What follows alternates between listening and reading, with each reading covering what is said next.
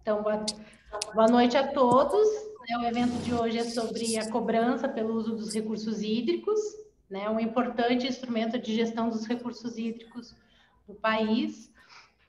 E estou vendo aqui que tem muitos representantes dos nossos comitês paranaenses, né? E a gente quis iniciar esse debate, solicitou, né, ao pessoal da ANA esse webinar, porque hoje no Paraná a gente tem apenas um comitê que já implementou a cobrança, que é o Qualiar, né, que é do Alto Iguaçu e afluentes do Ribeira.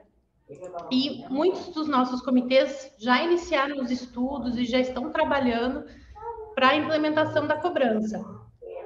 E alguns outros ainda estão iniciando, não instituíram, né? Temos comitês novos que acabaram de retomar suas atividades, né? A criação também do Médio Iguaçu, que está na fase final, só falta finalizar a burocracia, mas a gente já está iniciando os trabalhos também. Então, com o objetivo de embasar, né, as discussões e o entendimento sobre o instrumento da cobrança, a gente entrou em contato, né, com o Thiago Gil Barreto Barros, coordenador de sustentabilidade financeira e cobrança na Superintendência de Apoio ao Sistema Nacional de Gerenciamento de Recursos Hídricos da Agência Nacional de Águas e Saneamento Básico da ANA. E ele prontamente nos atendeu, né? E vai hoje ministrar e passar o seu conhecimento e tirar dúvidas, né? Então, eu solicito a todos que durante a apresentação do Thiago não interrompam, né? Que logo na sequência a gente vai poder tirar todas as dúvidas. Tá ok? Então, Thiago, muito obrigada pela sua participação. E aproveitando para todos fecharem os microfones, já que é palestra, fechem os microfones.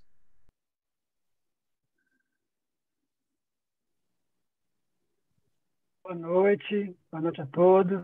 Vocês me escutam? Tá bem. Sim. Meu nome é Thiago Barros, eu sou analista ambiental de carreira, estou na ANA, Agência Nacional de Águas e Saneamento, atualmente, como coordenador dessa área de sustentabilidade financeira e cobrança. Agradecer o convite feito pelo IAT e a disponibilidade de todos os senhores e senhoras a estar aqui presentes no início de semana, uma semana curta e corrida, mas a gente vai fazer o possível aqui para valorizar o tempo e a atenção de vocês e poder contribuir com esse debate muito importante para a gestão de recursos hídricos no Paraná e no nosso país.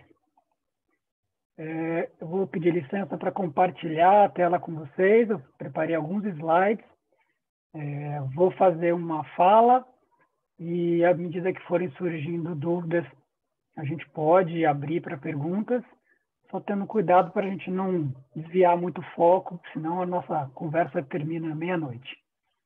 E a gente pode ficar mais um tempinho também no final para um debate mais aberto, em vista da necessidade e interesse de vocês.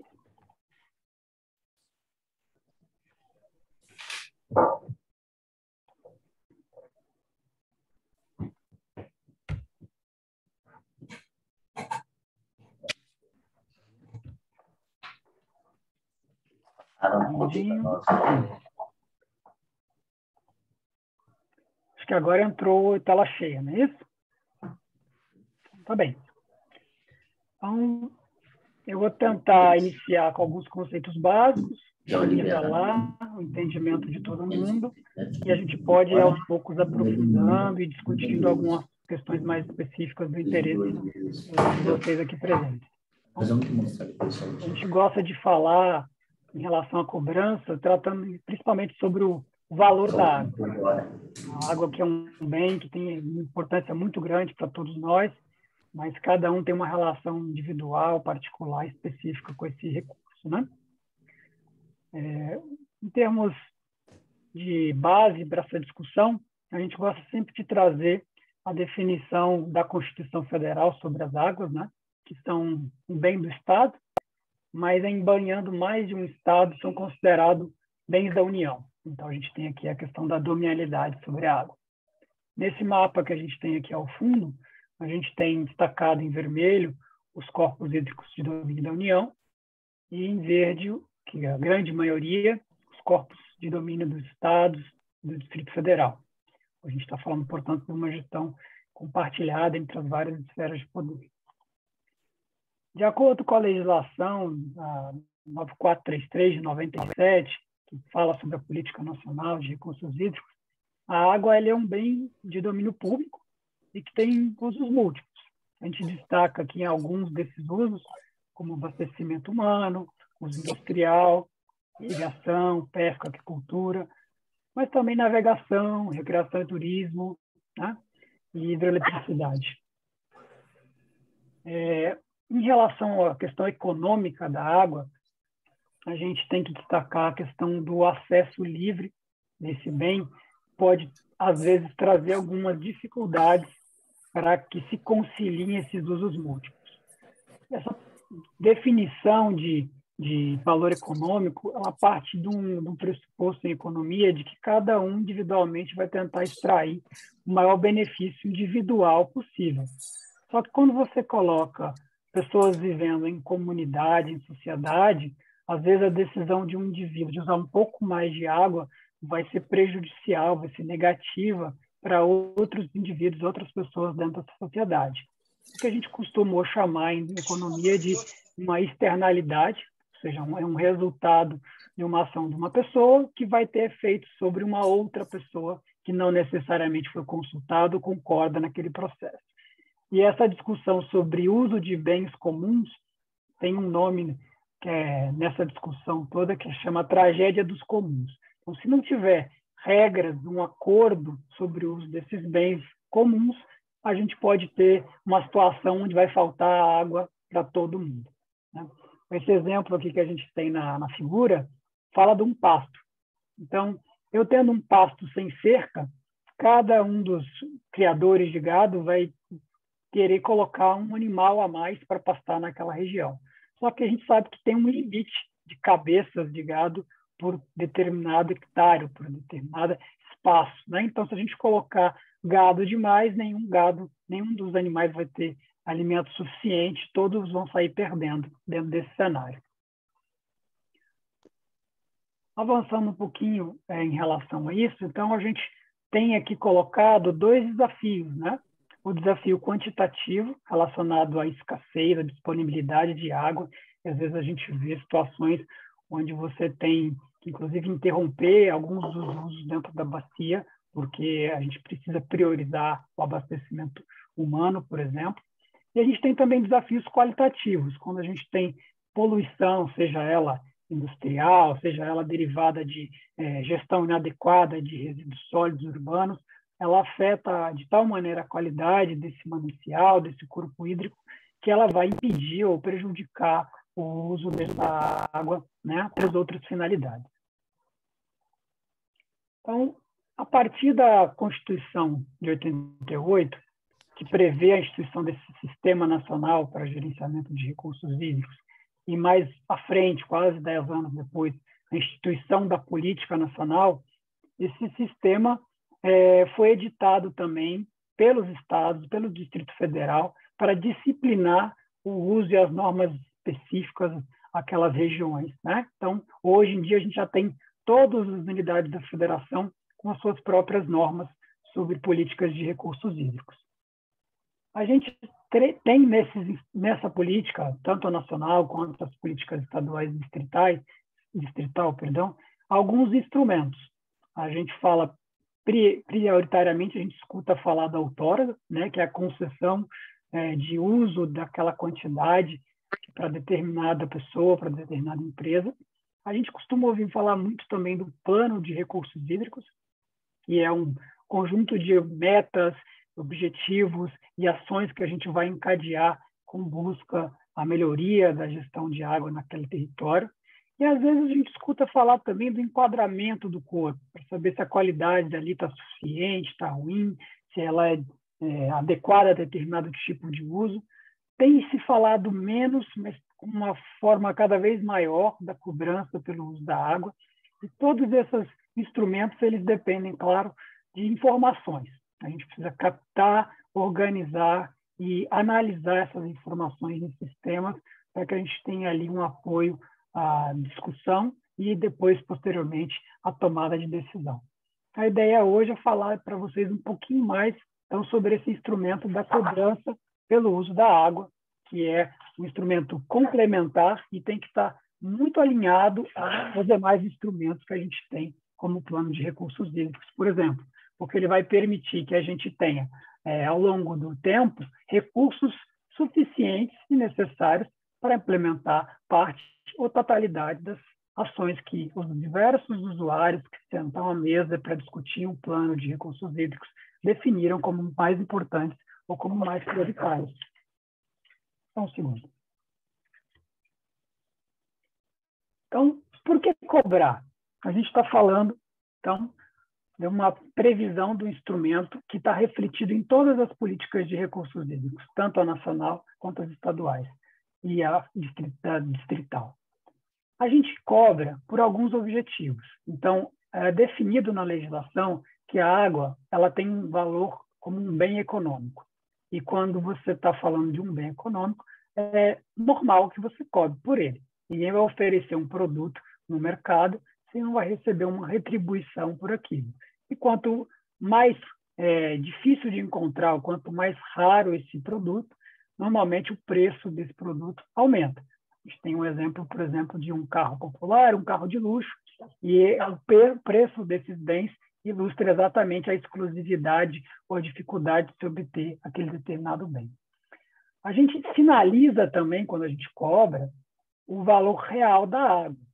Se você tem uma tarifa de abastecimento de água ou a tarifa de energia elétrica com valor muito baixo ou pequeno, a gente tende a ter um uso mais perdulário, a gente tende a se preocupar menos em economizar e fazer um uso racional daquilo. Quando a gente eleva esse custo, quando a gente coloca um custo próximo ao custo real de produção, captação e disponibilização daquela água, daquela energia, a gente começa a mostrar para os usuários, para a sociedade em geral, que aquilo ali tem um valor e que esse valor ele está, em parte, refletido no que cada um de nós paga pelo uso daquele recurso. Assim, a gente incentiva o uso racional da água, né? E a gente também, por outro lado, obtém receita, recurso financeiro, que vai ser utilizado, por exemplo, para a implementação do plano de recursos hídricos, dentro daquela bacia onde foi recolhido aquele valor, onde foi arrecadado aquela cobrança, certo? Um outro aspecto que a gente deve destacar em relação aos princípios do poluidor-pagador e do usuário-pagador.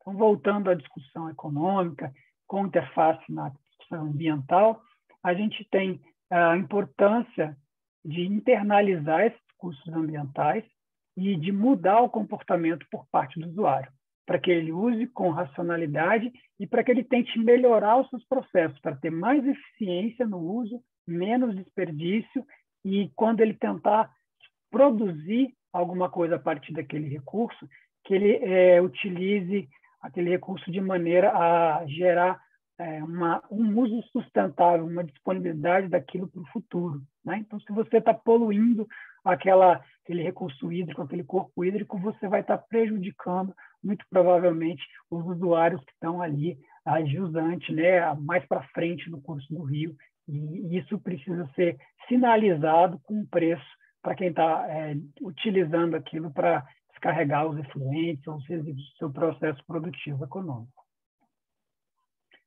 A nossa legislação nacional, ela traz, então, quais usos vão ser sujeitos à cobrança, né? E ele diz que os usos sujeitos à cobrança são esses mesmos usos que são outorgáveis, né? Então, a gente traz aqui como exemplo captação ou derivação de água, né?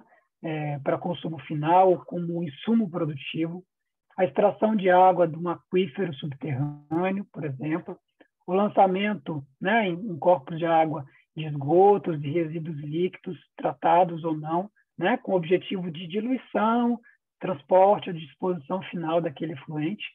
Aproveitamento dos potenciais hidrelétricos também é um uso sujeito a outorga e, portanto, é cobrado. E outros usos que possam alterar a quantidade ou qualidade de água disponível. As legislações estaduais, cada uma delas, reflete também essas mesmas disposições com algumas variações em relação aos usos sujeitos à outorga. Temos que destacar um outro ponto importante, que a cobrança pelo uso da água ela é diferente da tarifa que se cobra, por exemplo, na rede de distribuição e abastecimento urbano numa cidade. Ela não tem relação com o tratamento e distribuição de água ou com o tratamento e lançamento de efluentes em disposição de esgoto, né? Ela tem relação exatamente com a captação da água no corpo hídrico e com o lançamento do efluente direto nesse corpo hídrico. Do ponto de vista legal, a gente não fala que a cobrança é um imposto ou uma tarifa. A gente chama a cobrança no juridiquês de preço público.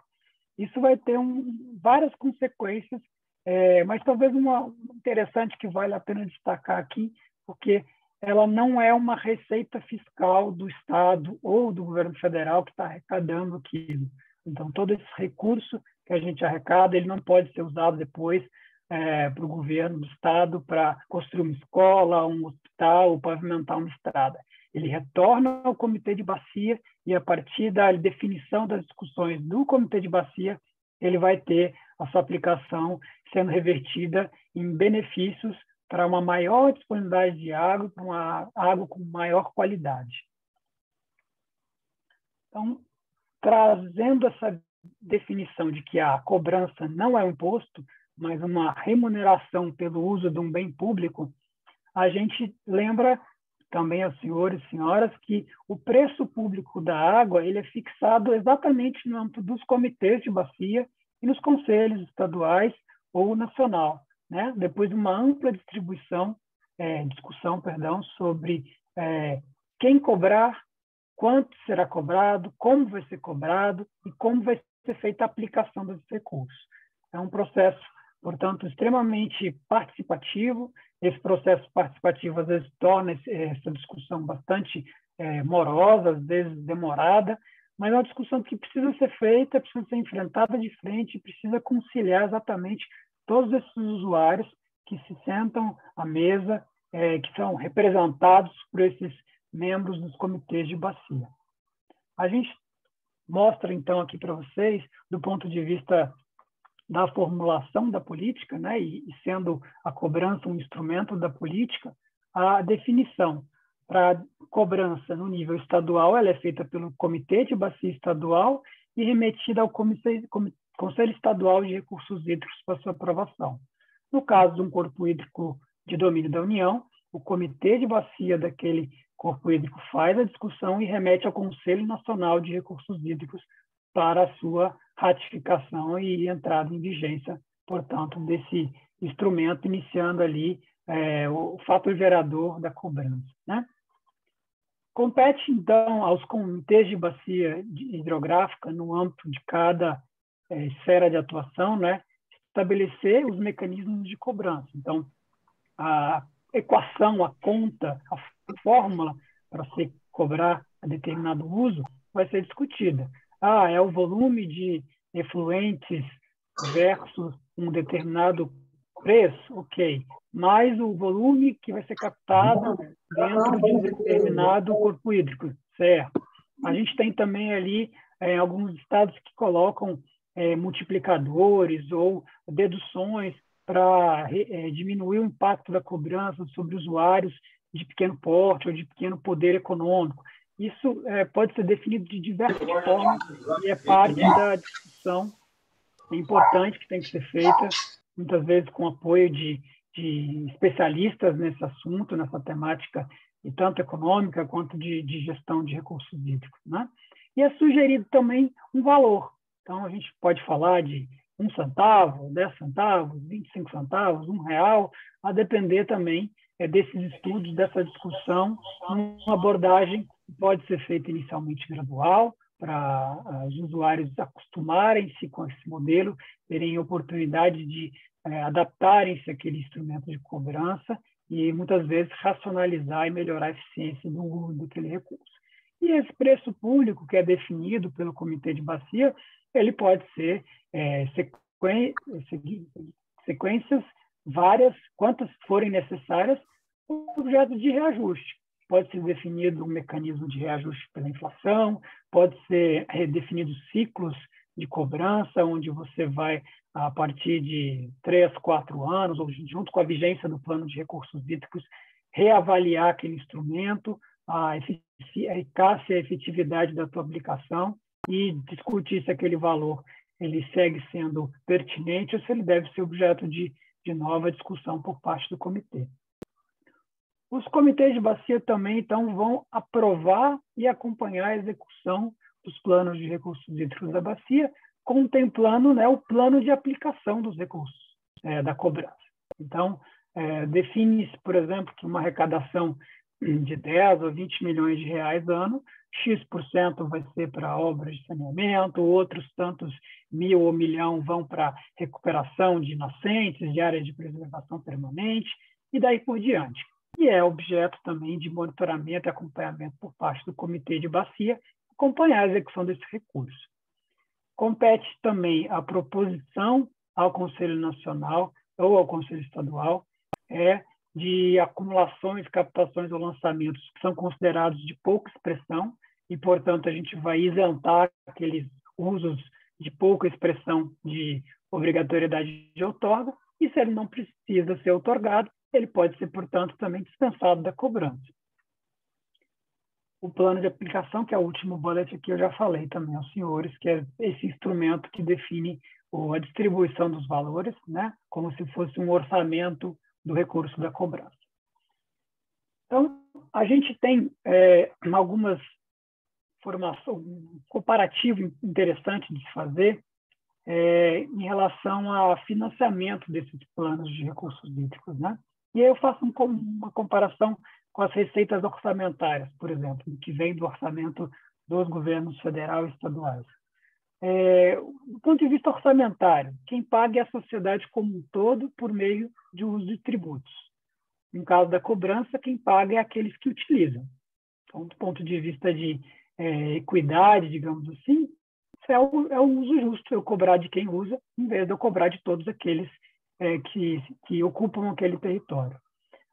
O recurso orçamentário, ele varia bastante, varia de acordo com a atividade econômica, portanto, eles são instáveis, e eles são também contingenciáveis. Se o governo tiver mal das pernas e precisar fazer caixa, ou precisar pagar dívida, ou surgir, por exemplo, uma pandemia e eu preciso direcionar esforços para conter aquela situação emergencial, aquela crise, esse recurso que iria eventualmente para uma ação de gestão e governança dos recursos hídricos pode ser não utilizado para aquela finalidade. Enquanto que os recursos da cobrança eles tendem a ter uma estabilidade, porque os instrumentos de outorga eles estão atrelados a um prazo, e é um fluxo contínuo. Você, via de regra, pode contar com aquele recurso sendo arrecadado ano após ano e, eventualmente, sendo, inclusive, recomposto o poder de compra dele, sendo que o comitê avalie necessário repor inflação ou fazer uma correção dos valores que estão sendo cobrados por aquele preço público. O orçamento, ele, via de regra, ele está fora da governabilidade do sistema de recursos hídricos, enquanto o recurso da cobrança ele está totalmente dentro da governança do SINGRE.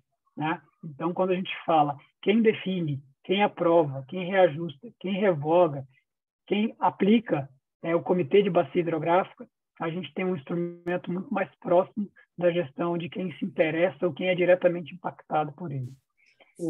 E as receitas orçamentárias, elas, via de regra, elas estão em queda.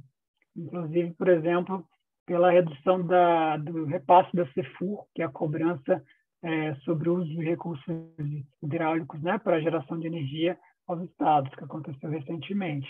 Enquanto que os recursos da cobrança pelos recursos hídricos, ele tem um potencial de crescimento à medida que esse instrumento ele é aplicado na calha da bacia, depois nos seus afluentes, nos seus tributários, e esse volume total disponível para aplicação naquela bacia tende a aumentar.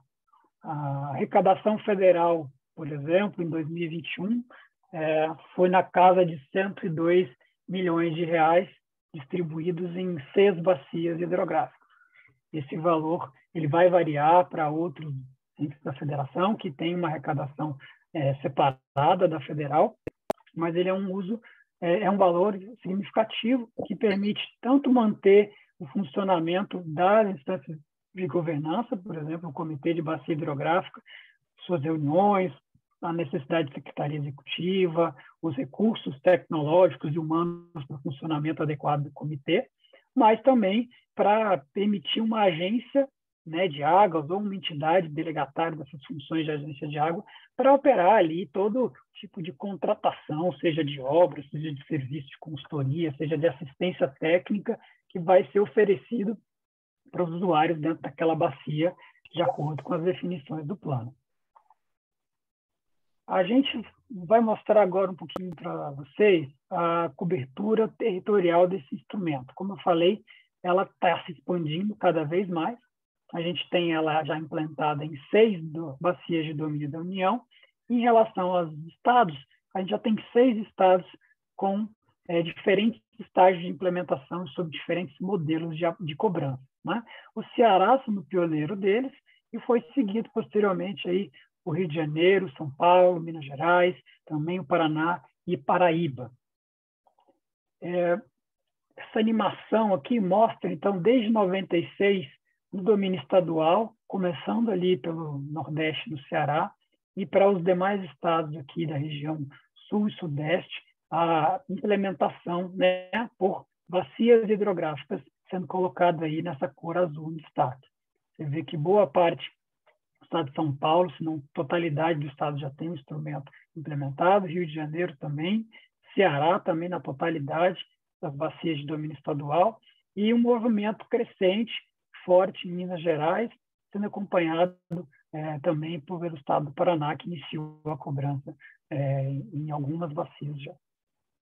Esse cenário, para o domínio da União, ele é um pouco diferente, mas ele é complementar, se a gente observar no mapa, aquelas regiões que estão sendo cobradas, por exemplo, no estado de Minas Gerais, né? E a gente vê que ele se expande também com esse destaque maior, talvez, no mapa, ali para o Paranaíba e para a bacia do Rio São Francisco. Esse é o panorama geral. Então, a gente tem em azul os estaduais e nesse polígono laranjado a cobrança interestadual ou de domínio da União. A gente tem situações onde a cobrança foi implementada, né, após discussão do comitê, e a gente tem situações onde o decreto do governador definiu a implementação dessa cobrança, embora não tenha sido objeto ainda de avaliação por parte dos comitês de bacia. Esse é um ponto interessante de destacar para os senhores. Foi feito um questionamento, inclusive, dessa forma de implementação da cobrança, e dizendo que se tratava de competência do comitê de bacia.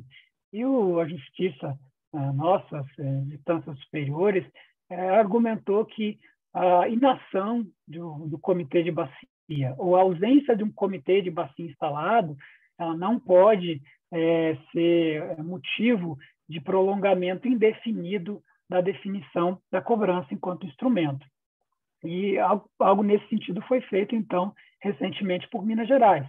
Minas Gerais tinham vários comitês de bacia estadual que já tinham implementado a cobrança e outros tantos onde a cobrança ainda não tinha sido iniciada a discussão ou a discussão ainda não tinha sido concluída, né? Então, o governo do estado fez o seguinte: ele definiu em decreto um prazo limite a partir do qual a cobrança entraria em vigor caso o comitê de bacia não discutisse aquele instrumento. Mas e se o comitê de bacia resolver posteriormente sentar e discutir e aprovar um documento diferente? Tudo bem, o comitê de bacia ele tem ali a prerrogativa e a capacidade plena para revisar aquela cobrança que tinha sido estabelecida anteriormente por decreto. Mas foi tomada, naquele caso, naquele estado, uma decisão nesse sentido, como se incentivando que os comitês de bacia se debruçassem, então, sobre aquele assunto. Eu acho que são questões sensíveis, que têm que ser avaliadas com bastante cuidado, mas que, às vezes, são necessárias, uma vez que, às vezes, a gente chega a um impasse na discussão de temas que são polêmicos, ou, às vezes, você tem vários pontos de vista importantes e igualmente relevantes sendo colocados à mesa. Esse slide agora eu trago para vocês uma estimativa aqui do repasse que foi feito, está na coluna verde, e do desembolso que foi feito por cada uma das agências ou entidades delegatárias que cobram os recursos nas bacias de domínio da União. Então, a gente vê que tem uma proximidade bastante interessante entre o que é repassado, né, pela Agência Nacional de Águas a essa entidade delegatária e o que é desembolsado efetivamente em projetos de investimento.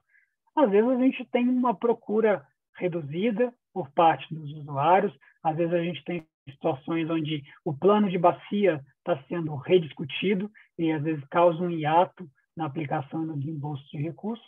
E, às vezes, tem situações onde a própria transição da entidade que administra aquele recurso, por exemplo, a agência desistiu de trabalhar naquela bacia por questões de capacidade financeira, capacidade técnica, ou por questões alheias à vontade de todos os atores, então ela fala, está entregando o chapéu. E aí, às vezes, a gente tem um intervalo ali até encontrar um outro parceiro para atuar nesse sentido, né? Isso acontecendo, muitas vezes, quando a gente tem um terceiro privado administrando recursos, sendo mais raro de acontecer quando você tem uma agência pública e de águas atuando nesse sentido. Mas, de qualquer forma, são volumes significativos que a gente pode observar, a casa de 200 milhões de reais aqui na GEVAP, no Vale do Paraíba.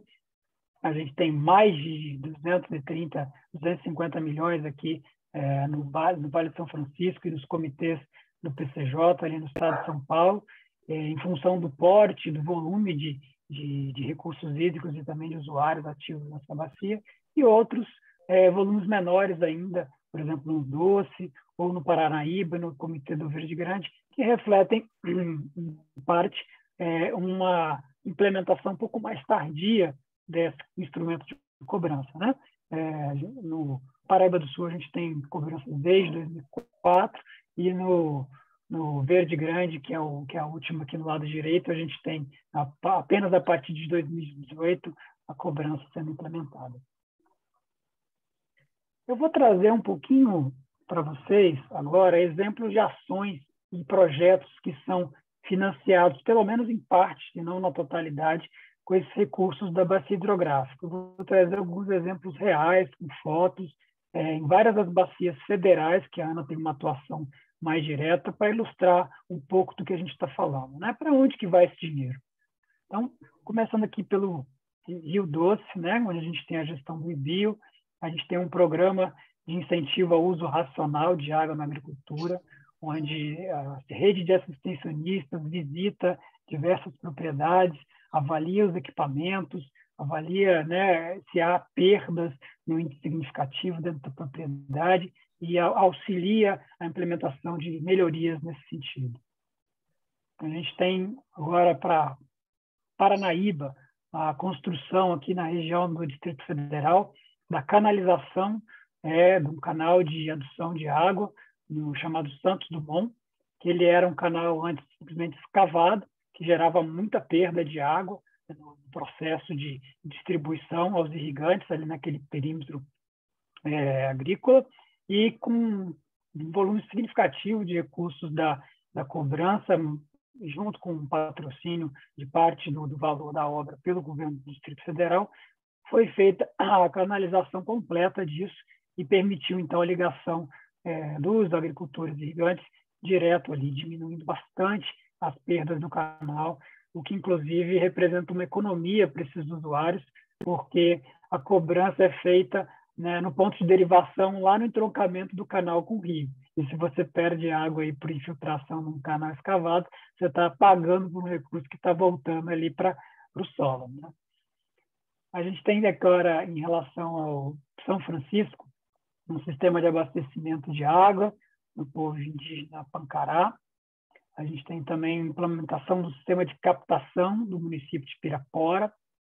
E a gente tem a obra de adequação da estrada vicinal no povoado de Resina, que gerava ali um grande assoreamento daquele curso do rio e perda de qualidade e volume de água em função dessas más condições de manutenção daquela estrada vicinal. Então, são todas obras discutidas no âmbito do Comitê de Bacia, definidas como prioridade entre os membros do Comitê de Bacia e financiadas com recursos da cobrança.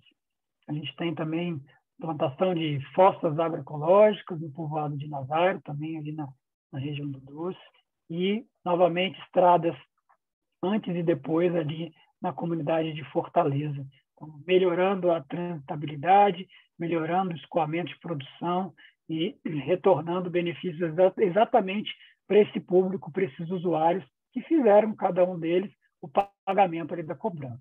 Esse recurso então, é um recurso que vai para o caixa do Estado, um recurso que ele volta integralmente para a ação de investimento dentro daquela bacia. Paraíba do Sul, agora, a gente tem obras de remediação do lixão de Valença, no Rio de Janeiro, no slide 1. A gente tem a ação de captação em Barra Mansa, para reduzir um pouco o impacto da crise hídrica ali no estado. E tem uma usina em Piau, em Minas Gerais, também, sendo apoiada por esses recursos. A gente tem obras também de captação e tratamento do projeto Protratar, sendo feitas em setembro de 2020, essa foto, em São José do Barreiro. E em Jacareí, o 4º tanque e o grupo motogerador na estação de tratamento de efluentes de Bandeira Branca. Tá? Então, são exemplos concretos, reais, fora do papel da burocracia, de que pode ser feito com esses recursos. Na bacia do PCJ, a gente tem uma estação telemétrica do DAEE, que vai monitorar a condição de recursos hídricos e vai permitir, por exemplo, estações meteorológicas informar aos usuários de água se vai chover muito, se vai chover pouco, se o uso de recursos precisa ser racionado, se a gente está com uma quantidade de disponibilidade hídrica de acordo com as médias esperadas historicamente para aquela região. Então, de 2013 a 2020, aproximadamente 26 milhões de reais foram investidos nessa rede de monitoramento hidrometeorológico ali da região. Temos também processo de fabricação de composto orgânico a partir de lodo, de esgoto tratado. A gente tem obras de serviço de esgotamento sanitário na Copasa, que é a Companhia de Saneamento de Minas Gerais. Também a substituição de adutoras na estrada de Boiada, saneamento básico ali no município de Vinhedo, e substituição da rede de distribuição de água na área central em Dayatuba, né? São recursos de contrapartida, por exemplo, R$500 mil, enquanto o valor global da obra na casa de 2,8 milhões. Então, é um investimento volumoso e que traz resultados bastante interessantes para esse público, né? Interceptor para despoluição no rio Capivaí, em Jundiaí, conservação de águas, tem projetos de pagamentos por serviços ambientais no Rio Jaguari, né? E daí por diante. Bom, acho que a gente conseguiu ilustrar alguns desses usos de investimentos interessantes que podem ser feitos, mas quanto que isso gera de cobrança para o usuário final? Por exemplo, eu trago aqui uma fatura de um consumidor de água urbano da Copasa, Companhia de Saneamento de Minas Gerais. A gente vê que tem a fatura dessa pessoa aqui, um valor de R$128 para abastecimento de água, ele paga uma taxa aproximada disso, são R$125 da taxa de coleta e tratamento de esgoto. E quanto que ele paga de cobrança? Aqui embaixo, ó, 36 centavos pelo uso da água e 8 centavos pela destinação do esgoto. Então, a gente pode observar que não é um valor significativo para esse tipo de usuário e quando comparado à tarifa de abastecimento e saneamento urbano que se paga já de maneira costumeira por cada um dos residentes nesse município, né? Então, alguns argumentos contra a implantação da cobrança é justamente que vai ser um peso grande sobre o usuário, um valor proibitivo que vai excluir algumas pessoas do consumo e, se bem estabelecido, bem calibrado, ele vai ter um efeito muito diferente disso. Ele vai ter um efeito que vai diminuir as situações de escassez, racionamento, interrupção de uso de água. Ele vai permitir melhorias de infraestrutura que vão reverter em benefício desse próprio usuário, sem esse peso, sem onerar esse mesmo usuário que está fazendo o pagamento dessa cobrança. Em relação à Copasa, a gente tem que destacar que a cobrança é feita por quem a outorga. Então, a ANA não vai mandar boleto, ou o Estado do Paraná não vai mandar boleto junto para cada um dos usuários. Ele vai mandar a cobrança para aquela entidade que faz a captação da água para distribuição urbana, saneamento, né, e lançamento de efluentes. E aí aquela instituição, aquela empresa pública, aquela companhia que venceu um processo de concessão, ela distribui ali na fatura para cada um dos seus usuários ligados à sua rede esse valor, né? Eu trouxe aqui também como referência importante essa ação direta de constitucionalidade que foi apresentada ali em relação ao decreto a lei do Estado do Rio de Janeiro, né, que instituiu a cobrança nas bacias do Estado por lei, e a CNI, enquanto requerente, apresentou essa ação contrária a essa lei. E a decisão tomada, então, pelo STF, à época, né, é de que se trata de uma norma transitória, que ela vai vigir enquanto a política estadual de recursos hídricos, o comitê de bacia daquele corpo estadual, não se debruçar e definir a questão. Então, logo o comitê de bacia opte por fazê-lo, então passa a valer a norma local definida pelo comitê de bacia e suspende a aplicação da lei que foi definida no âmbito do Estado todo. O grande argumento aí é que a cobrança não pode ficar na dependência da instalação de um comitê, naquele caso não tinha o comitê de bacia, né? E esse vácuo institucional ele representa ali um prejuízo para a sociedade como um todo. Mas a gente tem, em Minas Gerais, como eu comentei para vocês, essa situação também é sendo aplicada de uma forma um pouco diferente. Às vezes você tem o comitê não conseguiu chegar a um consenso, e ali o governo do Estado definiu, ok, se tem 2 anos para terminar a discussão, não terminando, vai valer essa regrinha aqui. Ah, mas é alto, é baixo, não é justo, tudo bem. Então, vocês sentam, debatam, conversem e apresentem ao Comitê Estadual a nova proposta de mecanismo e preço de cobrança que vai ser respeitada a decisão do Comitê da Bacia. E assim vem sendo feito. Acredito que até o final do ano a totalidade das bacias da via estadual de Minas Gerais vão estar com a cobrança já discutida e implementada após um debate amplo e participativo aí com os diversas representações da sociedade. Outra oportunidade que eu trago a vocês de avaliar, a ANA produz alguns estudos e publicações que falam sobre a cobrança, tanto do ponto de vista de boas práticas e metodologias, quanto do ponto de vista de divulgação e difusão do conhecimento sobre o que é esse instrumento. Então, a gente teve, em 2019, um caderno especial sobre cobrança de recursos hídricos, está disponível no site da ANA, que traz ali o estado da arte até então, do que era a cobrança. E a gente tem, ano a ano, né, uma publicação chamada Conjuntura Brasil de Recursos Hídricos. A de 2021 foi recentemente publicada, disponibilizada no formato digital, ela pode ser acessada no site da ANA, nesse link aqui também. E ele traz ali também, entre outros instrumentos da política nacional, a visão mais atual que a gente tem sobre a cobrança de uso de recursos hídricos de domínio da União, nesse caso. Eu convido os senhores a conhecer esses 2 documentos e a gente fica também à disposição, dentro da ANA, de apresentar em mais profundidade, caso seja de interesse de vocês, mediante oferta de curso ou capacitação específica para os comitês, né, mais informações sobre esse instrumento, para além dessa rápida explanação que a gente faz aqui no dia de hoje.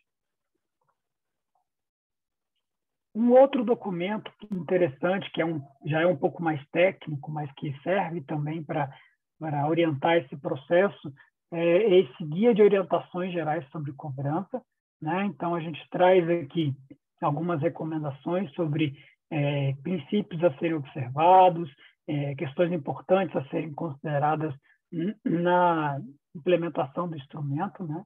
Então, é importante, por exemplo, nesse primeiro bullet, a gente fala que a cobrança ela tem que estar muito relacionada aos instrumentos e às ações previstas pelo Comitê de Bacia. Não adianta eu definir um valor de arrecadação sem saber o que eu vou executar ou quanto custa executar aquilo, né? Muitas vezes a gente vê um plano de recursos hídricos faraônico que você vai fazer uma conta rápida e ele custa 100 bilhões de reais para implementar, mas você quer estabelecer uma cobrança que isenta boa parte dos setores ou cobra um preço didático, pedagógico, digamos assim, de 1 centavo por metro cúbico de água. Então, você não vai conseguir nunca, com esse recurso da cobrança, implementar aquele plano com tamanha ambição, né? Se você tiver outras fontes de recursos, tudo bem. Mas a gente observa que normalmente não é esse o cenário. Normalmente a gente tem poucas e escassas fontes de recursos para além da cobrança que podem ser confiáveis para implementar essas ações de gerenciamento de recursos hídricos. A gente tem também como sugestão, né, evitar que seja feita uma simples copia e cola de valores de cobrança na bacia vizinha ou na primeira bacia que fez isso, sem verificar se esses valores atendem às necessidades do território onde está sendo discutido aquilo. Então, a gente vai ter características de atividade econômica muito diferentes entre uma bacia e outra. Vai haver situações onde o principal uso vai ser saneamento, em outras, o uso de agricultura e pecuária não pode ser desprezado, em outras você vai ter uma presença industrial muito forte, e a adequada fixação do preço da cobrança, ela precisa levar em consideração cada um desses usuários, quantidade de água que ele necessita para uso e disposição de efluentes, e também o impacto que você vai ter na atividade econômica. Às vezes você definir um preço muito alto vai expulsar alguns tipos de uso de dentro daquela bacia. Por outro lado, se você definir um preço muito baixo, você não vai conseguir atender às necessidades e os anseios daqueles usuários por uma continuidade da disponibilidade de água, por uma água que necessite de menor custo de tratamento antes de ser utilizada, ou que possa ser de fluxo contínuo e confiável ao longo do tempo, né? Uma outra sugestão que esse guia traz, que eu gostaria de pontuar, equações matemáticas para definição de cobrança, muito extensas, elas tendem a dificultar o entendimento do usuário e da sociedade em relação ao instrumento. Então, a gente tem que resistir um pouco de pegar tudo que é possível considerar como fator de influência ou definidor de cobrança e tentar traduzir de forma mais objetiva possível aquilo que está se cobrando. Então, um exemplo, eu posso cobrar do seu José, que planta alface, X reais por metro cúbico que ele consome. Ok, então a minha equação de cobrança vai ser valor otorgado vezes o preço. Fim de papo. Ah, mas é um usuário industrial, ele capta a água, ele usa a água no processo produtivo e ele depois despeja efluentes ali naquele corpo hídrico. Então, a conta dele vai ser quanto que ele capta versus o preço público, mais quanto que ele devolve para o rio para diluição versus o preço público. São equações dessa forma, que são simples, que são entendidas por todos, independente de conhecimento técnico, nível de instrução, e que facilitam a sociedade saber por que ela está sendo cobrada naquele valor. Uma última sugestão aqui que a gente coloca é que a cobrança da água, às vezes, define um valor tão baixo que não garante a viabilidade financeira da agência de água, que é aquela entidade que vai operar os recursos da cobrança. Por exemplo, você pode ter uma determinada bacia que, por ser muito pequena, poucos usuários, ou porque definir um preço muito baixo, ela vai arrecadar 120 mil reais por ano. 120 mil reais por ano para você pagar um escritório para ter ali água, luz, telefone, aluguel, telefonista, o presidente, a pessoa da área de compra, um extensionista rural.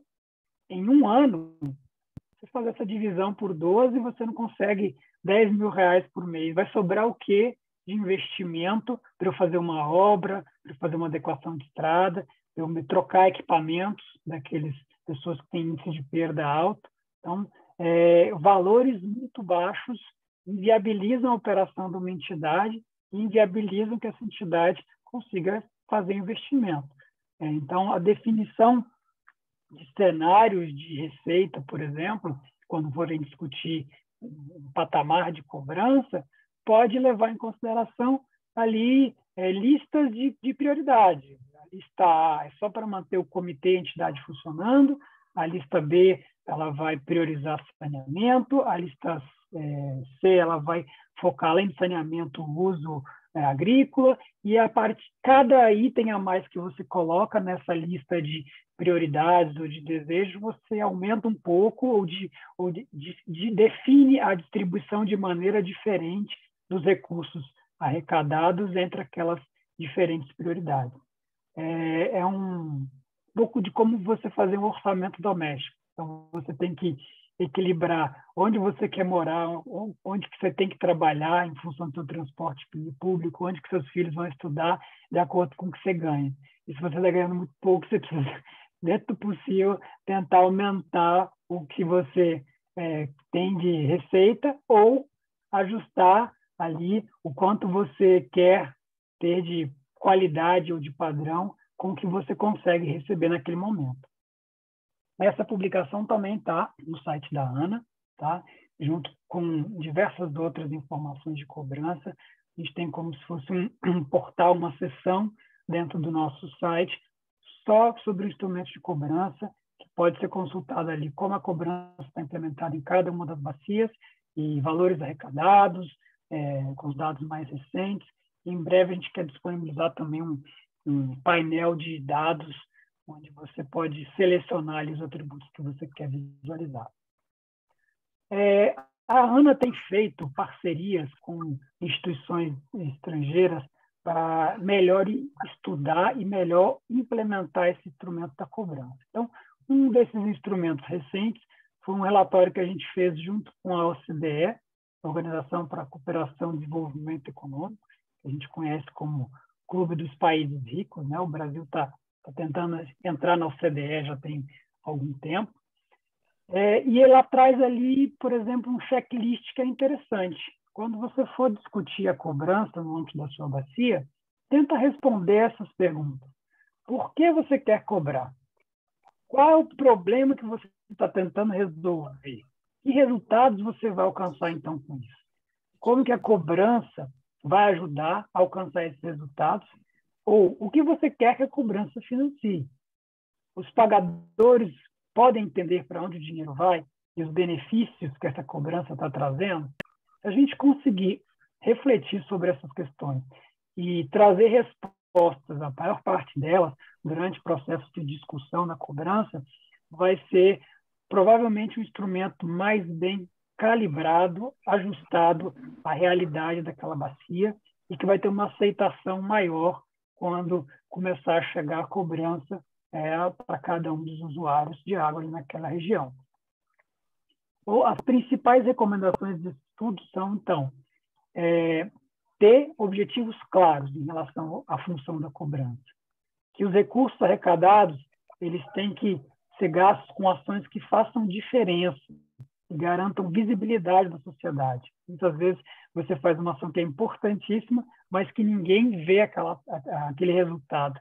E aí você tem um sentimento de que está pagando dinheiro e não está vendo, né, nenhum retorno daquilo. Que a implantação da cobrança, mas também a revisão da cobrança nas bacias, esteja vinculada aos planos de recursos hídricos e o seu ciclo de revisões sucessivas, de modo que os objetivos do plano e as metas sejam refletidos no instrumento de cobrança.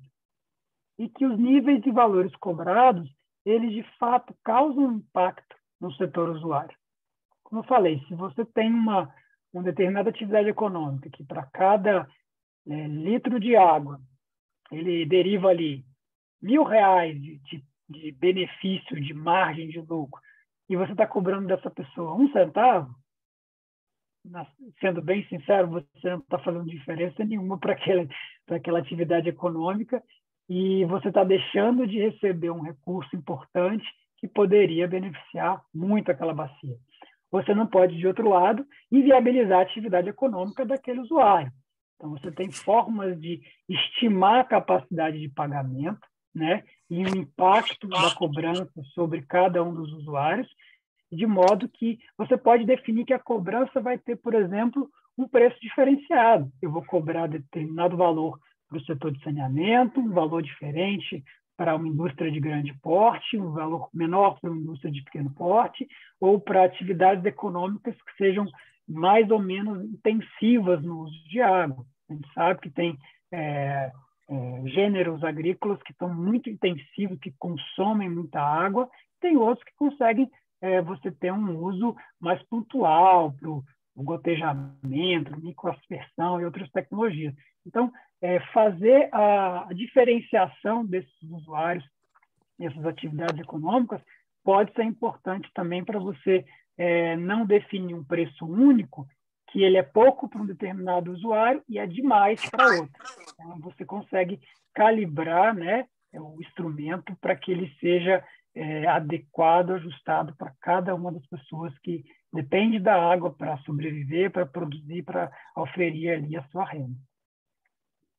E, por fim, uma outra recomendação desse estudo, que, embora seja legítimo a discussão dentro de um comitê, de uma instância participativa, que muitas vezes os comitês têm se tornado um lugar de resistência que evita a todo custo a implantação da cobrança.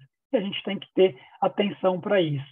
Primeiro, esclarecendo o que se trata, quais são os benefícios que a gente vai trazer desse instrumento e tentando trazer todas essas pessoas que são resistentes, às vezes por desconhecimento, para uma mesa de negociação e de modo a ouvir uma contraproposta, para ter um compromisso onde parte a parte vão se escutar, vão conseguir oferecer algo em troca e vão chegar a um mínimo viável que pode ser colocado em funcionamento. E, de novo, a gente traz benefícios diretos dessa arrecadação, desse valor, para todos os usuários da bacia, e a governança ela é completa do próprio comitê de bacia. Então, não tem que se ter receio de que esse recurso, por exemplo, vai entrar no caixa da União e nunca mais vai voltar, que o Paulo Guedes vai pegar esse dinheiro e vai gastar com outra coisa, ou que o governo do Estado vai pegar esse dinheiro e vai contingenciar. Não, é uma transferência obrigatória, a arrecadação ela é feita em função da política pública por parte do órgão de governo, da agência de água, mas ele tem que transferir na totalidade, dentro daquele exercício, esse valor para o comitê de bacia ou para a entidade, comitê de bacia não, perdão, para a entidade delegatária ou para a agência de água, que vai executar de acordo com o comitê de bacia definiu no plano. Enquanto considerações finais, para a gente poder ouvir um pouco vocês, não falar demais, a política nacional é diferenciada e ela é uma conquista da sociedade. O fato de a gente ter essas instâncias colegiadas é uma oportunidade para definir o quanto será cobrado e a aplicação desses valores.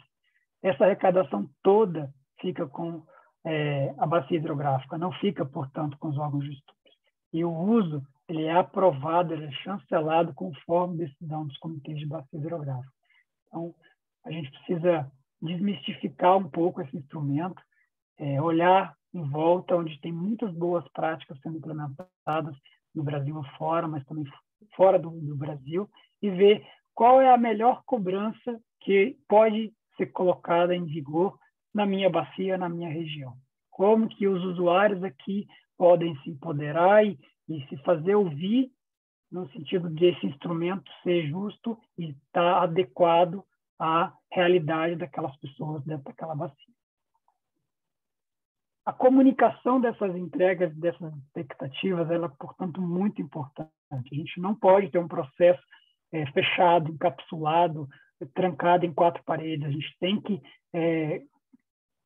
ouvir a maior parte possível da sociedade por meio dos representantes dos comitês de bacia e permitir a todos eles que compartilhem ali as expectativas e as receios, as restrições que tem em relação àquilo. A gente tem um passivo ambiental extenso para ser resolvido e esse passivo ele vai demandar muito tempo e muito recurso. Então, a gente tem que também calibrar a nossa ansiedade no sentido de que não será do dia para a noite que vai ser cobrado, por exemplo, no primeiro ano, e eu vou ver as minhas questões todas relacionadas a recursos hídricos sendo solucionadas. A gente precisa priorizar quais vão ser os nossos desafios e saber que vai haver um tempo ali de investimento para que aquilo comece a retornar o benefício esperado. A gente não pode contar somente com a cobrança para isso, então, outras fontes de recursos, outras parcerias públicas e privadas, empréstimos, recursos de projetos internacionais, cooperação com o terceiro setor, eles podem e são muito bem-vindos nesse cenário de gerenciamento dos recursos hídricos. E a cobrança ela tem que estar sempre alinhada aos demais instrumentos. Então, ela tem que comunicar, conversar e refletir o que está definido no plano de recursos hídricos, o que está definido no enquadramento, na outorga e as informações melhor possíveis que a gente tem hoje no sistema de informação, para que a nossa decisão ela seja adequada e reflita a nossa necessidade, a nossa realidade. O plano de recursos hídricos, talvez, desses instrumentos é o que se destaca em função dele poder ali prever quais objetivos a gente vai querer ter para a cobrança, quais as ações a cobrança vai financiar, quais são os custos que eu tenho que carregar com essa cobrança, com esse instrumento, e quais vão ser as prioridades. Muitas vezes você vai ter mais necessidade do que disponibilidade de recursos. Então, entre trocar de carro e consertar meu telhado, eu acho que eu vou precisar consertar o telhado, porque senão vai chover dentro da minha casa. E esse tipo de discussão, feita de modo participativo, ele tende a trazer um resultado de consenso que tende a beneficiar a maior parte possível dos atores interessados. Era o que eu tinha para falar por hoje, para não cansar demais vocês. De novo, tem uma área de capacitação com cursos que podem ser acessados remoto, mas a gente pode também construir algo direcionado, né, ajustado às necessidades de cada um dos atores interessados, dos comitês de bacia. Havendo esse interesse, por favor, façam contato conosco. A gente vai ter toda satisfação em atender dentro das nossas possibilidades e oferecer uma ação complementar ou mais aprofundada em relação a essa fala de hoje sobre a cobrança, sobre qualquer dos outros instrumentos de gerenciamento de recursos hídricos. Eu deixo à disposição meu e-mail.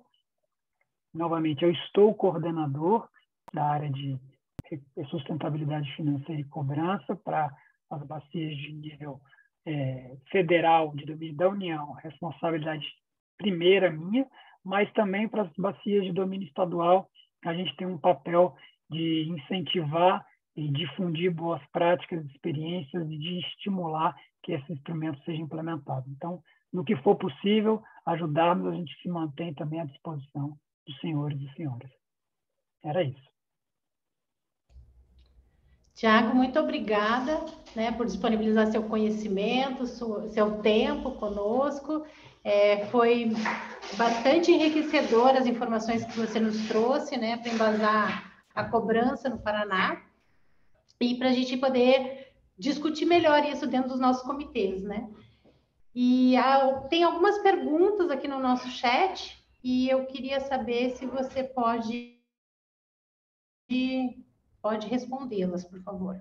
Posso tentar. Então, Se tiver além da minha capacidade, eu anoto e depois respondo por e-mail. perfeito. Então, a primeira é da Denise Halber. Ela pergunta se essas atividades que foram contratadas, que você apresentou ali como exemplos, né, de ações que podem utilizar o recurso da cobrança, ela pergunta se elas são contratadas por meio de licitação e, se for neste caso, quem é o responsável por fazer a licitação? Tá. A experiência que a gente tem nessas bacias de domínio federal, tá? Via de regra, a gente tem uma entidade delegatária, quando a gente não tem a figura de uma agência de águas pública, tá? Essa entidade delegatária, ela recebe em conta, via transferência da ANA, os recursos todos que são arrecadados para aquela bacia, e ela tem ali um regramento de contratações que ela vai seguir para fazer as licitações, tá? Embora não seja o mesmo regramento de uma licitação pública, é um regramento que ele é aprovado em comum acordo entre o órgão, o gestor de recursos hídricos, o comitê de bacia, né, e vai definir o modelo de atuação daquela entidade, daquela agência. Se for uma agência de águas de caráter público, provavelmente ela deve seguir a normativa ali estadual ou federal que regra esse processo de contratações e aquisições. Mas, via de regra, é feito um processo participativo, com ampla concorrência, tá? E aí coloca-se, dependendo da natureza do investimento, um processo de menor preço ou técnico de preço, né, de acordo com as boas práticas aí de contratações públicas. Ok, obrigada, Tiago. A Cristina está perguntando se você pode disponibilizar sua apresentação para nós, os seus Claro, slides. posso sim. Eu vou fazer o seguinte, ela está um pouco pesada em função das figuras. Eu acho que ela não vai caber aqui no chat, senão eu colocaria de pronto. Mas eu vou tentar reduzi-la, comprimir ali um pouco o tamanho das imagens, e eu mando para vocês por e-mail, e aí eu peço a gentileza de você disponibilizar a todos interessados aqui que estiverem presentes, por gentileza. Perfeito, você manda aqui para a divisão de gerenciamento de comitês de bacias e a gente disponibiliza para todos os comitês. Obrigada. O Edson pergunta, qual a obrigação do comitê em fazer obras? Na verdade, não há uma obrigação, há uma definição de prioridades. Se ele optar por não fazer obras, vai estar dentro do direito dele de direcionar esses recursos para outro tipo de atividade, por exemplo, extensão rural, por exemplo, apoio de serviços, troca de equipamentos, né?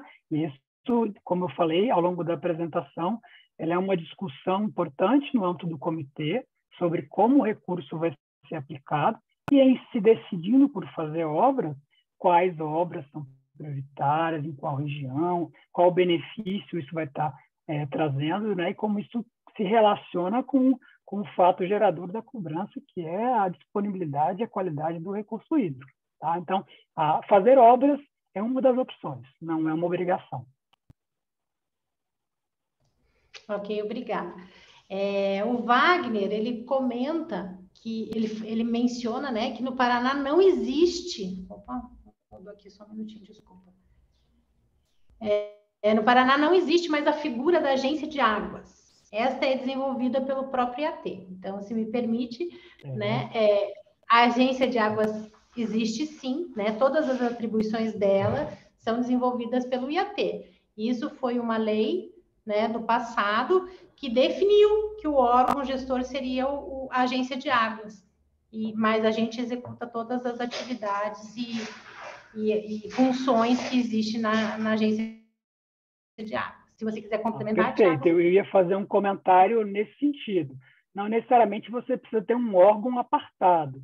muitas vezes o órgão gestor de recursos hídricos do Estado, ele acumula também as funções de agência de água e opera como tal.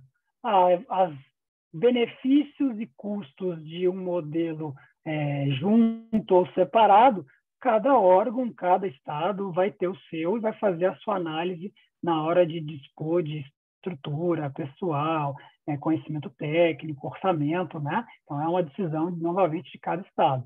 No âmbito federal, como a ANA não tem essa capacidade de acompanhar todas as bacias nesse território tão grande, a gente optou por fazer uma delegação para uma entidade do terceiro setor que tem mais agilidade na execução desses recursos. Ótimo, obrigada. A Ângela, ela tem uma dúvida. Já existe alguma iniciativa sobre cobrança do uso de águas subterrâneas? Sim, temos iniciativas de cobrança de água subterrânea, sim. Salvo engano, ali nas comitês de bacia do PCJ, no estado de São Paulo, você tem cobrança de água subterrânea. No estado do Amazonas, você tem uma previsão de cobrança pelo uso da água subterrânea. E você tem, dentro do estado do Ceará, um sistema bastante complexo de águas, tanto superficiais quanto subterrâneas, uma rede interligada, que elas são também objeto de cobrança. Então, essa definição de quais usos cobrar, que tipo de outorga cobrar, ela é dada também no âmbito do Comitê de Bacia. Então, se o Comitê de Bacia optar, junto com o órgão de recursos hídricos, pela conferir a outorga e realizar a cobrança de água subterrânea, é possível. Perfeito. E complementando, aqui no Qualiar, né, onde a gente faz a cobrança no estado do Paraná, nós fazemos a cobrança também das águas subterrâneas, né? E já respondendo ao Tassiano, existe um diferencial, né, de valores entre o que é demandado de cobrança de água superficial e água subterrânea. Né? A próxima pergunta é do Bob, e ele pergunta: o poder público pode unilateralmente isentar parte dos usuários ou atividades? Olha, essa isenção, normalmente, ela se dá por uma faixa de captação ou por um tipo de faixa de renda econômica daquele usuário. Então, a gente pode falar de um uso insignificante, né? Ou a gente pode falar que para, sei lá, usuário de agricultura familiar, que você tem uma definição, um enquadramento que varia com o módulo rural, né? De estado a estado, você tem ali uma isenção dentro daquele grupo de usuários. Mas, normalmente, essa isenção ela se dá em discussão também no âmbito do Comitê de Bacia, pois ela vai ter impacto tanto para a capacidade e disponibilidade de recurso hídrico, para o balanço hídrico ali da bacia, quanto, no caso da cobrança, um impacto significativo, dependendo da altura da régua que você definir esse padrão de não cobrar, né? Então, acho que a boa prática é fazer essas avaliações com base em dados, com base na base de dados de outorga daquela região, daquele órgão gestor de recursos hídricos, e fazer essa definição não unilateralmente, mas baseada em evidências e com conversa com todos os envolvidos. Certo. Ainda o Bob pergunta se pode haver cobrança sem a elaboração do plano. E qual a medida de gastos ou percentual para a administração deste fundo? Tá. Pode haver cobrança sem elaboração do plano? Pode, mas a gente não recomenda, porque senão a gente vai cobrar sem saber para quê nem quanto, né? Então, você pode estar cobrando demais ou pode estar cobrando de menos. Então, a gente sugere que você tome um tempo, elabora o plano da bacia. Tudo bem, ao final da discussão do ciclo de elaboração do plano ou de revisão do plano, emenda com a discussão da cobrança, né? Porque aí você vai ter informação de qualidade para você embasar e decidir suas decisões. Em relação ao percentual de administração ou de custeio, para o nível federal, a gente tem um valor de 7,5%. Até 7,5% do valor da cobrança federal pode ser utilizado para manutenção daquela entidade delegatária que vai operar todo aquele volume de recursos de cobrança. Novo, se você cobra 140 mil no total na bacia, 7% não paga nenhum aluguel do escritório. Agora, você está cobrando na bacia, por exemplo, ali, PCJ, você arrecada ali na casa de uns 20 milhões por ano. Esses 7,5% já são um volume significativo. E aí, eventualmente, você tem uma discussão do que é realmente necessário para você não colocar a torneira de ouro dentro da agência. Então, você tem uma estrutura de pessoas para fazer fiscalização de obra, monitoramento dos planos de investimento, acompanhamento da execução de estudos, de consultoria, é importante, mas ela precisa estar calibrada com o volume de arrecadação que você tem e com o volume de ações que você quer contratar definidos naquele horizonte temporal ali do plano de recursos hídricos, por exemplo. Então, via de regra, são esses 7,5%, e a gente tenta fazer com que eles sejam suficientes para ter uma viabilidade financeira dessa agência de águas ou dessa entidade delegatária para o seu funcionamento, e, a partir daí, ela poder, tendo escala, tanto aumentar a arrecadação quanto aumentar os investimentos do valor arrecadado, né? A gente não quer nunca ter o caixa cheio, a gente quer sempre ter muito investimento contratado, muitos projetos sendo executados e entregues para aquela bacia, né? Perfeito. O Tassiano pergunta que informa, né, nossas bacias possuem atividades múltiplas, sejam agropecuárias, industriais e outras de abastecimento público, como ele pergunta, como compatibilizar as diferenças, cobranças e ordenamentos delineadores das atividades? Tassiano, uma das questões que eu coloquei na minha apresentação é que a gente tem a possibilidade de cobrar preços diferentes por categoria de atividade econômica, tá? E a gente pode também, dentro de uma atividade econômica específica, diferenciar um usuário. Eu posso ter, como eu falei, um pequeno agricultor, que eu vou cobrar uma faixa, ou mesmo vou isentar ele de cobrança.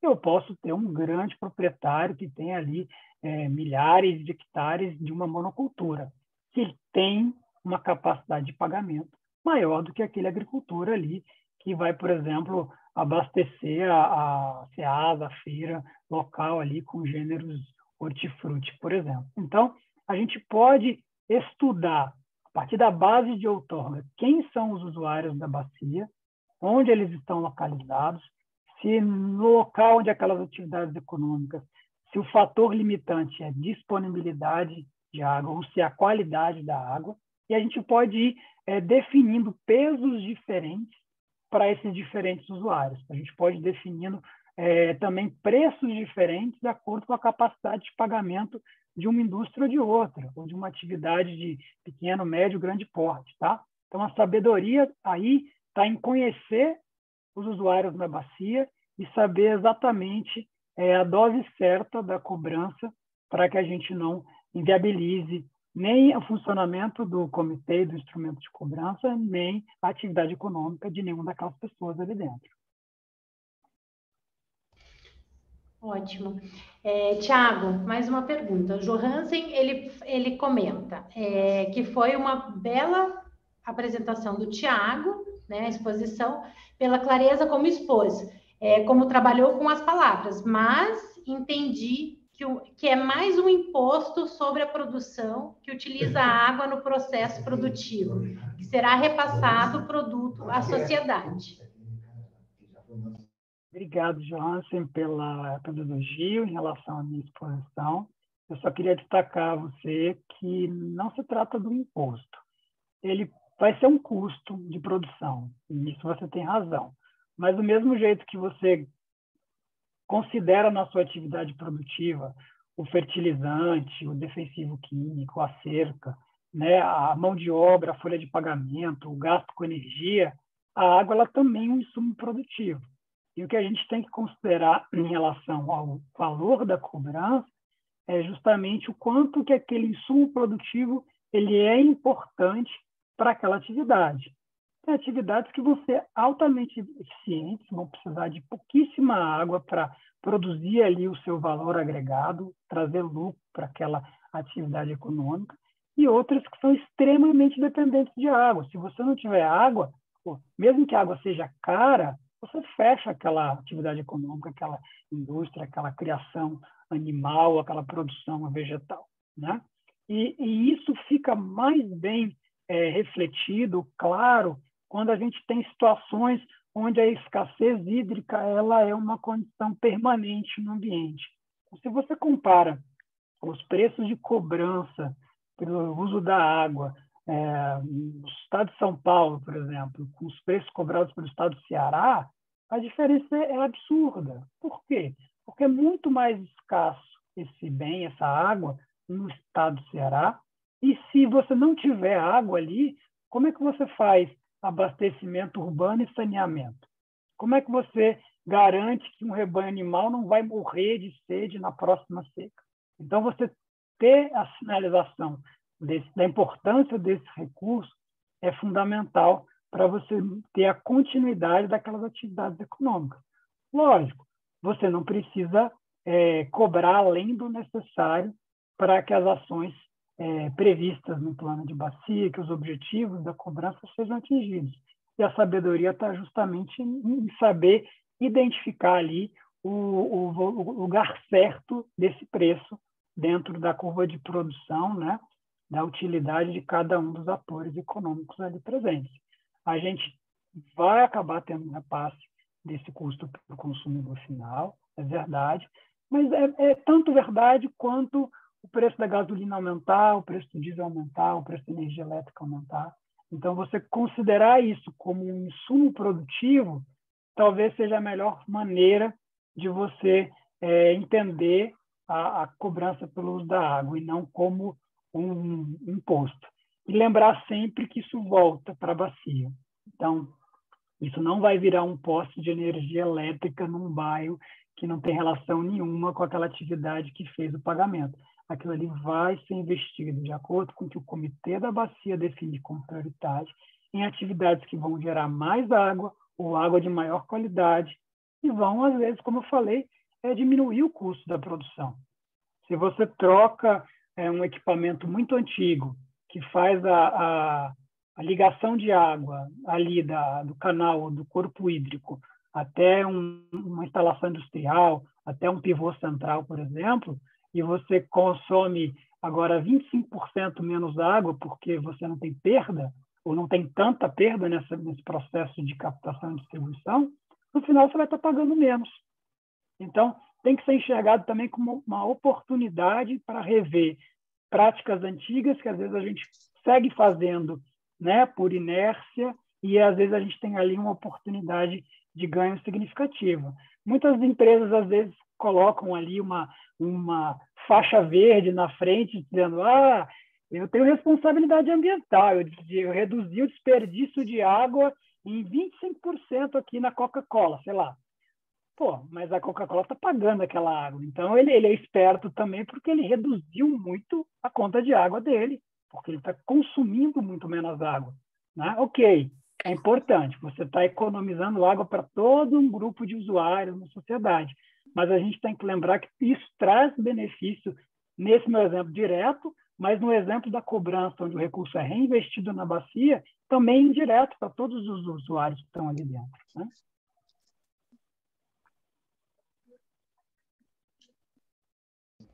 Ok, Tiago, muito obrigada. Pelo adiantado da hora, né, a gente não está com muitas perguntas, então me comprometo a repassar essas perguntas para você nos responder e eu passar para todos os nossos comitês, né, os nossos membros e os representantes dos membros. Informo também que a gravação ela vai ser colocada no link, no YouTube, né, na página do IAT, da DISAR. Então, ela vai ficar lá, vai ser publicada. E vou passar a palavra agora para o nosso diretor Procaro, que quer falar com você. Muito obrigada.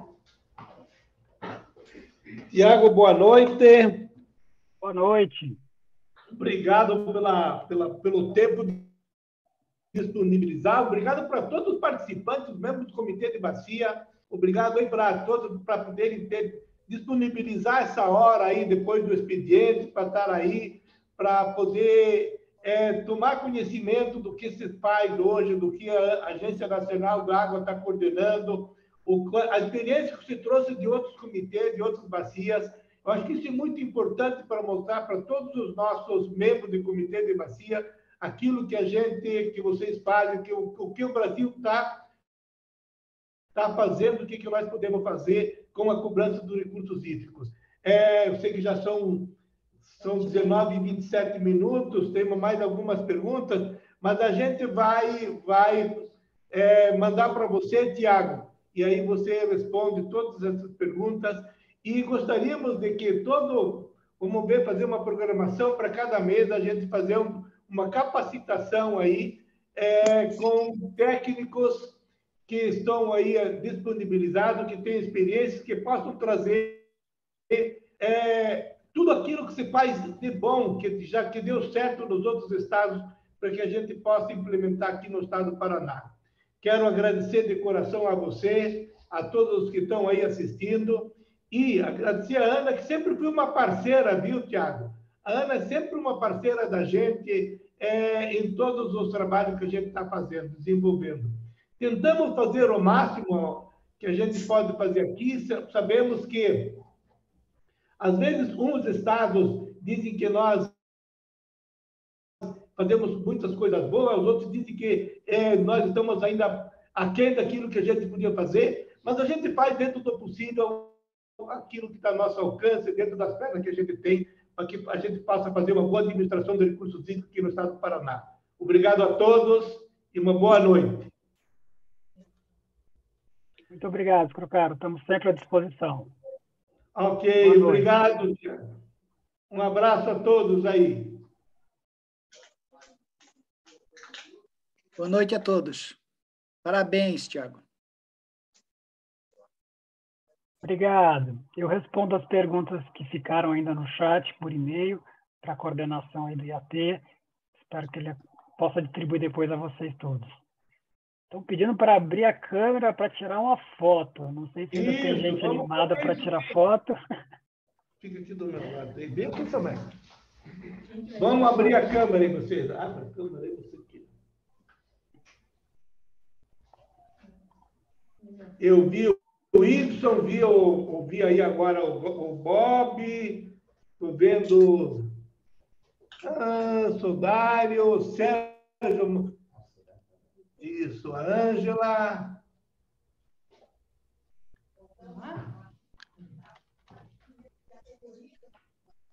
Quando tirar, avisa. Senão o sorriso fica amarelo. Espera aí que eu vou passar para as outras telas para aparecer todo mundo também. Aí.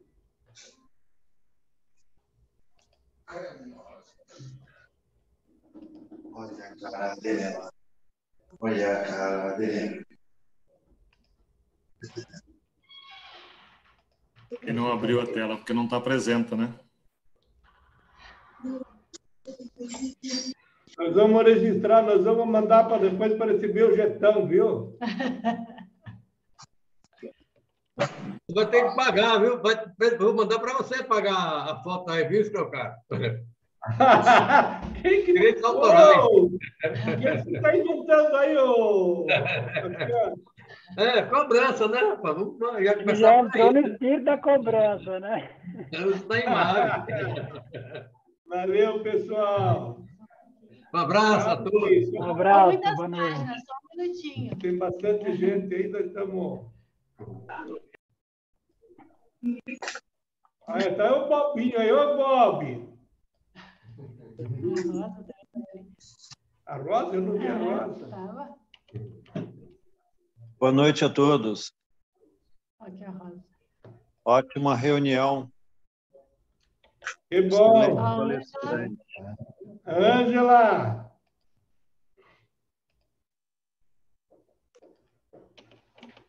Tem mais ainda? Tem.